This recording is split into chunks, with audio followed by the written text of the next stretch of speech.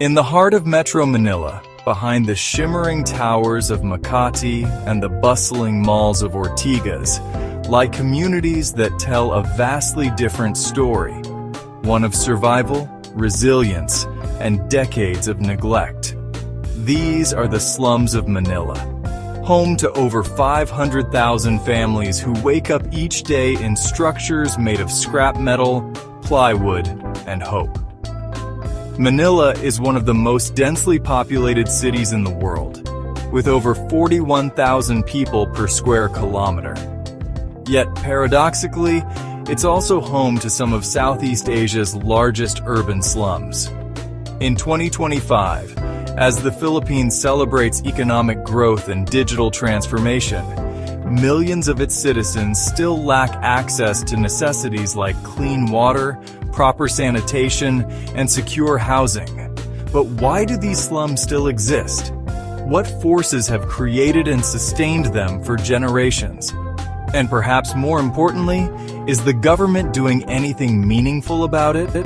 Or are we witnessing elaborate public relations campaigns masquerading as genuine reform? Today, we're going deep into the forgotten corners of Manila to uncover the truth behind one of the Philippines' most persistent challenges. Manila's slums didn't appear overnight. Their origins trace back to the aftermath of World War II, when the Philippines was rebuilding from devastating destruction. The war had left Manila in ruins. Over 100,000 buildings destroyed, entire neighborhoods reduced to rubble. As the city slowly reconstructed, rural Filipinos began migrating en masse to the capital, driven by the promise of jobs in the emerging industrial sector. Between 1948 and 1970, Manila's population nearly tripled from 983,000 to 2.8 million people. But the city's infrastructure couldn't keep pace with this explosive growth. The 1960s marked a turning point. Land speculation drove property prices beyond the reach of ordinary workers. A construction laborer earning minimum wage would need to work for 150 years to afford a small lot in the city center. With nowhere else to go, migrant families began settling on unused government land, riverbanks, and areas deemed uninhabitable by urban planners. The Marcos era of the 1970s and 80s further accelerated slum growth. While the regime invested heavily in grand infrastructure projects like the Cultural Center and various luxury hotels, housing for the poor remained an afterthought. The 1975 Presidential Decree 1224 criminalized squatting, but without providing alternative housing, it merely pushed informal settlements into more hidden and dangerous locations. By the 1980s, an estimated 35% of Metro Manila's population lived in slums, a figure that has remained stubbornly consistent for 4 decades. Today, some of the largest slum areas in Metro Manila include Basico Compound in Tondo, housing over 60,000 people in overcrowded, flood-prone zones. Barangay 105, also known as Happy Land, where families survive by scavenging and recycling trash. Payatas, once home to the largest dump site in the country, still hosts thousands living on unstable ground. And San Roque in Quezon City, a community that has fiercely resisted multiple demolition attempts.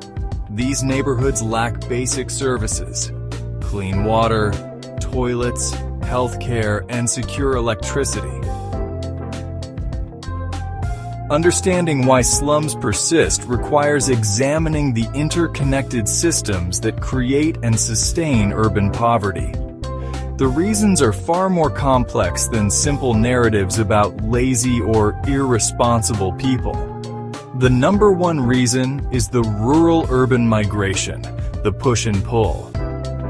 Every year, approximately 200,000 people migrate from rural provinces to Metro Manila, driven by what economists call push and pull factors.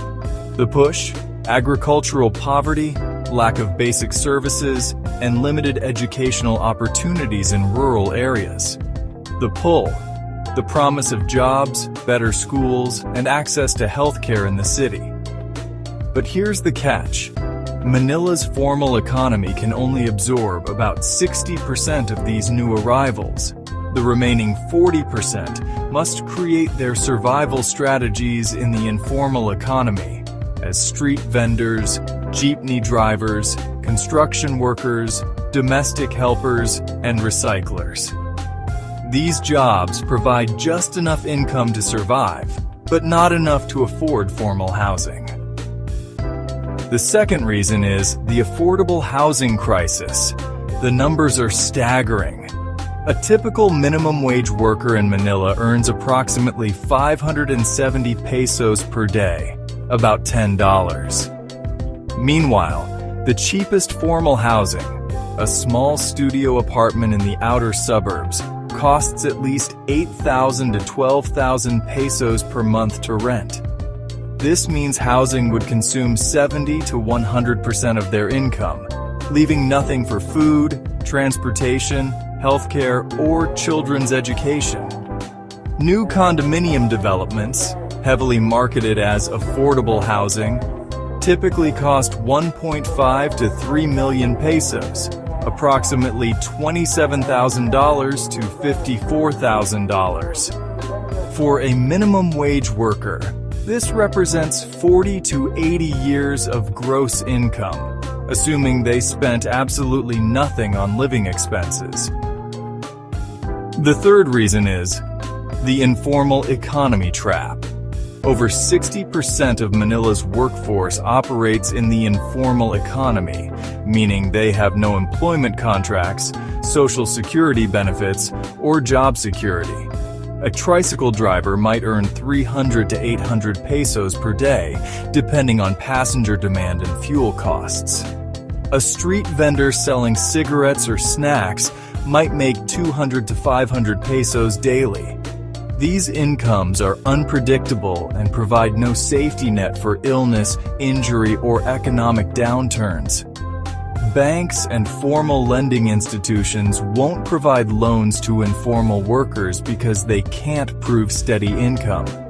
This forces them to rely on loan sharks charging 20 to 30% interest per month, creating cycles of debt that make it nearly impossible to accumulate savings for formal housing. The fourth reason is the urban planning failures. Manila's urban planning has consistently prioritized commercial and industrial development over residential needs for the poor. Zoning laws favor high-rise office buildings and shopping malls over low-cost housing. The result: valuable urban land is used for luxury developments, while the poor are pushed to flood-prone areas, former dump sites, and danger zones near industrial facilities. Transportation infrastructure further exacerbates inequality. The wealthy can afford cars and live in suburban gated communities, while the poor must live within walking distance of their workplaces because public transportation is expensive and unreliable. This geographic constraint forces slum communities to cluster around ports, markets, and industrial zones, precisely the areas with the cheapest and most dangerous land. The fifth reason is the political patronage and vote banks. Perhaps most cynically, slums have become integral to the Philippines' political system. Politicians view slum communities as vote banks, concentrated populations that can be mobilized during elections in exchange for small favors, bags of rice, temporary jobs, or promises of future improvements. This creates a perverse incentive structure where politicians benefit from maintaining slums rather than eliminating them. Providing genuine solutions, like affordable housing with secure tenure, would disperse these communities and reduce politicians' ability to control their votes. Over the years, the Philippine government has launched numerous programs to address slum housing. But are they working? Let's break down some of the efforts by the government. 1. Relocation projects. Thousands have been moved to new housing in Bulacan, Cavite, and Laguna, but many return. Why?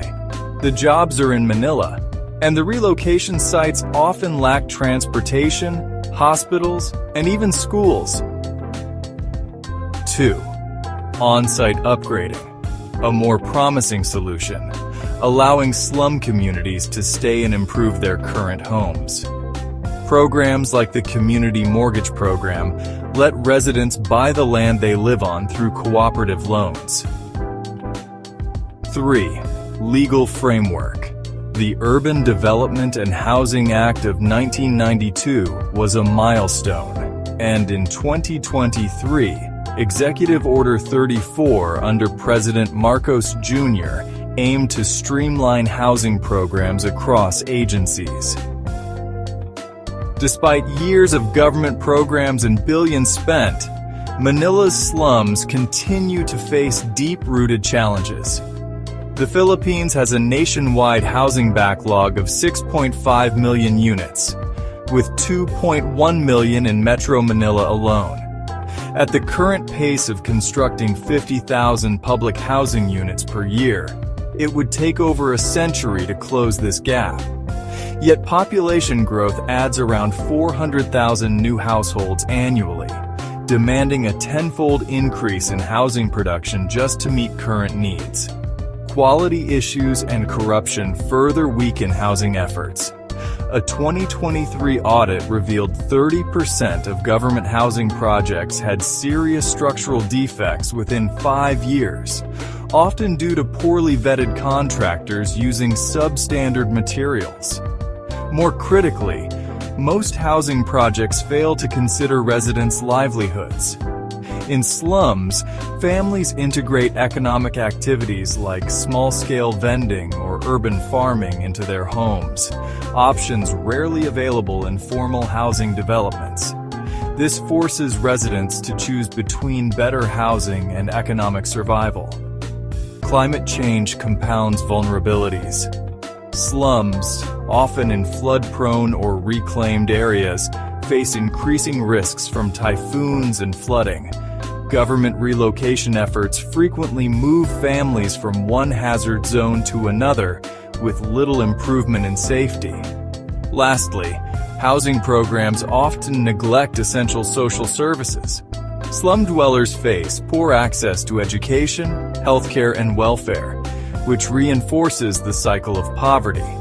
Without integrated support for livelihoods, safety, and human development, housing alone cannot solve the crisis.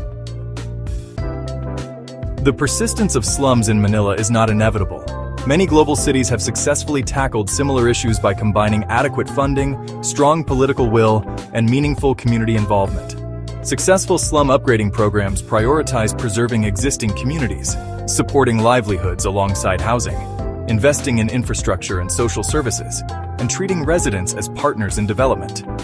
To eliminate slums in Manila, a major shift in strategy is needed. Policymakers must stop viewing slums as areas to be cleared, and instead see them as vibrant communities with development potential. Key steps include upgrading settlements in place rather than relocating residents, providing secure land tenure, creating local economic opportunities, ensuring access to quality education and healthcare, and building infrastructure that can withstand climate challenges like flooding and typhoons. At its core, the existence of slums in a middle-income nation like the Philippines signals a policy failure, not a failure of the people. Slum residents are often industrious and resourceful, but are let down by systems that prioritize profit over human dignity. The future of Manila's slums can be bright, but only with sustained investment, real political commitment, and the recognition that housing is a basic human right.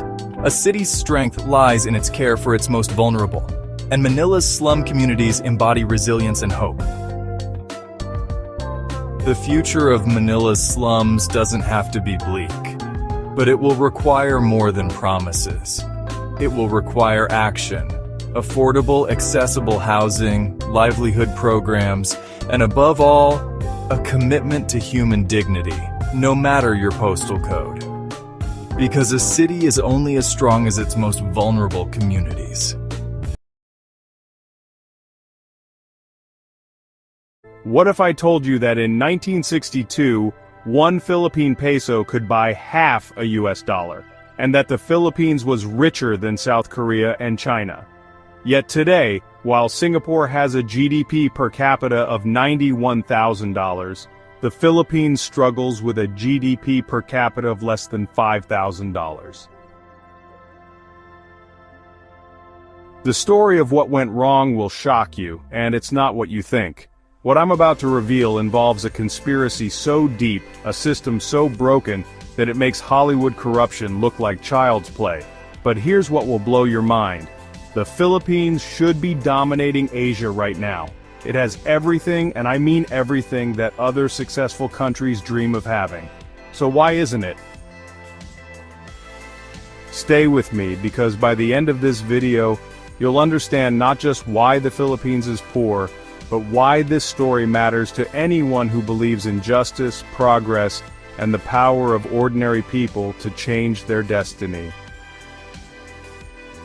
This is a painful question that haunts 110 million Filipinos every single day. Here's a country blessed with over 7,000 tropical islands, more than Greece, Thailand, and Indonesia combined, the third largest English-speaking population in the world. Workers so skilled they're keeping entire economies running across the globe. Natural resources that could make it the envy of Asia. A strategic location that puts it at the crossroads of world trade. And yet, despite all these advantages, the Philippines ranks among the poorest in Southeast Asia. Not just poor, but getting relatively poorer compared to its neighbors every single year. The answer reveals a shocking truth about Philippine elections that will prompt you to question everything you think you know about democracy. But it goes deeper than that.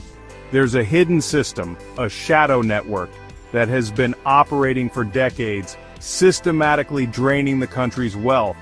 But first, let me show you just how dramatically things went wrong. Picture this. Manila in the 1960s was called the Pearl of the Orient. Foreign correspondents wrote about it as the next Hong Kong. The city had wide boulevards, gleaming buildings, and a vibrant economy that was the envy of Asia. It was a gleaming city that looked destined to become the next global powerhouse. The peso was strong. The economy was booming. International investors were flocking in. The Philippines was producing more rice than it could consume. Manufacturing was booming. The future looked incredibly bright. Then something catastrophic happened. From 2 pesos per dollar in 1962 to over 56 pesos today. That's not just inflation, that's a complete economic collapse stretched over decades. But here's the part that will make you angry. This wasn't natural, this wasn't inevitable. This was the result of deliberate choices made by people in power. But here's what will blow your mind. At the same time, a tiny resource-poor island called Singapore was struggling for survival. Singapore had no natural resources, no strategic advantages. They were kicked out of Malaysia and left to fend for themselves. Today, Singapore is the richest country in Asia. What caused this massive reversal of fortune? The answer lies in a choice that changed everything, and it's still happening today. Both countries were colonies. Both gained independence around the same time. Both had the chance to rebuild from scratch. But here's where their paths diverged dramatically. When Lee Kuan Yew became Prime Minister of Singapore in 1959, he made a shocking decision. He declared war on corruption, not just talked about it, but did something about it. He created the Corrupt Practices Investigation Bureau with unlimited power to investigate anyone, including his friends and family. But it gets more impressive. Singapore established a merit-based system where government positions were filled based on qualifications, not connections. They paid civil servants well, so well that corruption became financially stupid. They made education the absolute top priority, spending massive amounts on schools, teachers, and technology. Most importantly, they planned for the long term. While other countries were focused on the next election, Singapore was planning for the next generation. The Philippines? Well, that's where things get disturbing. What I'm about to reveal about Philippine elections will shock you. It's so outrageous you might not believe it's real, but it explains everything. Here's a fact that will make your jaw drop. In the Philippines, anyone can run for public office. And when I say anyone, I mean anyone. No education requirements, no professional background needed. Even people with criminal charges can run and win. Wait, it gets worse. Over 70% of elected positions are controlled by political dynasties. Some families have held power for over 100 years. Father to son, brother to sister, husband to wife. It's like a medieval kingdom disguised as a democracy. But this is just the tip of the iceberg. The real devastation happens when these dynasties get their hands on the country's wealth. Every year, billions of pesos simply disappear. Roads left unfinished, medicines gone missing, relief goods stolen during disasters, school supplies vanishing into thin air. But here's the most heartbreaking part.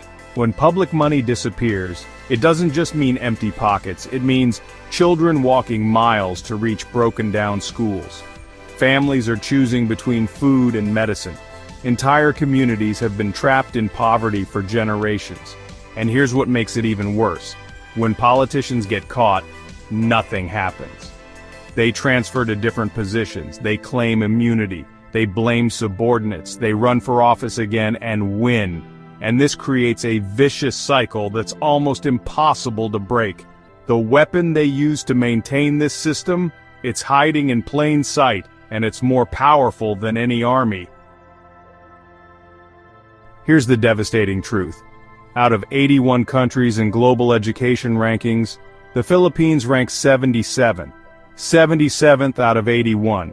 Let that sink in for a moment. Countries recovering from civil wars rank higher than the Philippines in education. Nearly 1 in 5 Filipino children is out of school entirely. That's not a typo, 1 in 5. We're talking about millions of children growing up without access to even the most basic education. How about those who are in school?